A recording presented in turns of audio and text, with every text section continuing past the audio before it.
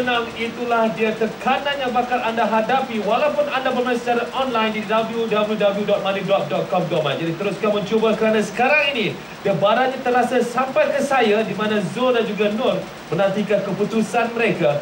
RM20,000 di atas kolam renang Kemantan Taiping di soalan terakhir, soalan ke-8.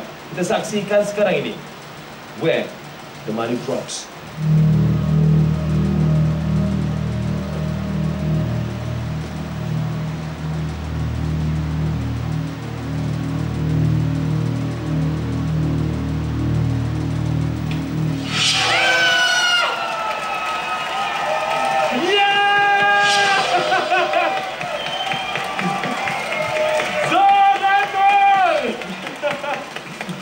Anda berjaya ke soalan ke-8. Anda berjaya membawa pulang RM20,000. Sila ambil kembali wang anda.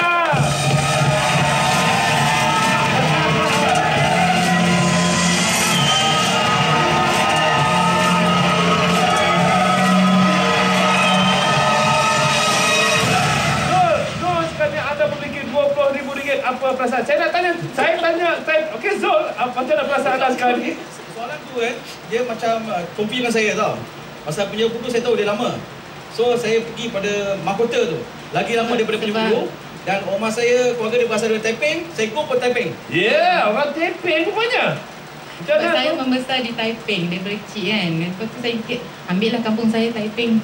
Bagus orang membesar di Taiping. Saya harap tak ada yang Sebab saya membesar. lahir di Sungai Petani. Untuk seminggu saya duduk di situ. Tak apa, bagus. Saya dibesarkan di Taiping. Sekurang-kurangnya saya tak mahu sesiapa yang membesar di Pudu Jail. Tahniah Zul dan juga Nur.